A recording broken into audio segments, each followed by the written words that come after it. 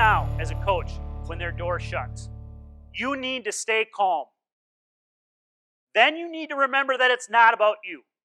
It's not about you. They're not doing it to make you pull your hair out. They're not doing it to be disrespectful. They're not doing it because they want to lose games. What they're doing is they're trying to tell you that there's something wrong and they don't have the words for it.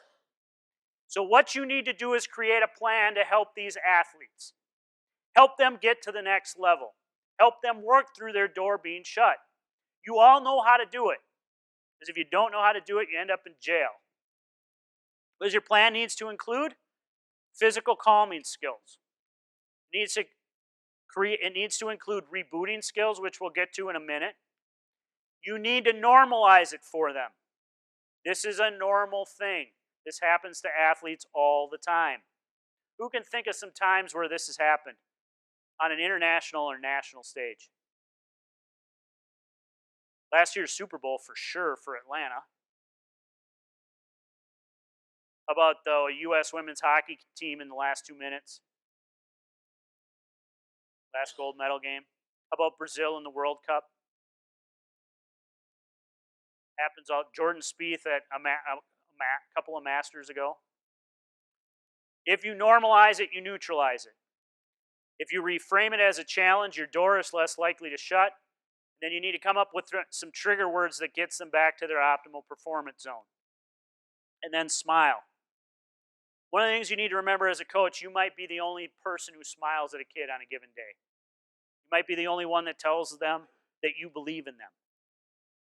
That's part of that privilege and responsibility. And it's part of teaching them how to love their inner athlete. So you do that by practice making permanent. What you can do and what I had to do was go through a brain training exercise that actually the thinking and the feeling side of the brain alternate. You hold these things that vibrate. You talk about the thing that bothers you or makes you upset. And what it does is because each side of the brain is activated, your door can't shut. You're able to use your thinking. And what happens is the next time you're exposed to that thing, you don't get that deja vu all over again. In the same way, you can learn how to reboot your brain. So what you can do, everybody put your hand like this. Okay? Move your eyes back and forth without moving your head. Okay? You're activating the optic nerve in your brain, and you're bringing both sides of the brain online. You can look far and then look at your nose. It does the same thing. Don't do it too fast. You can go like this with your hands. You can count down from 200 by sevens and back up. You do a centering breath.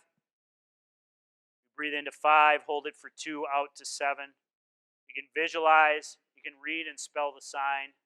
So you find a sign on the boards, you read it, and you spell it forwards and backwards. You're creating a sensory distraction to overcome an emotional distraction.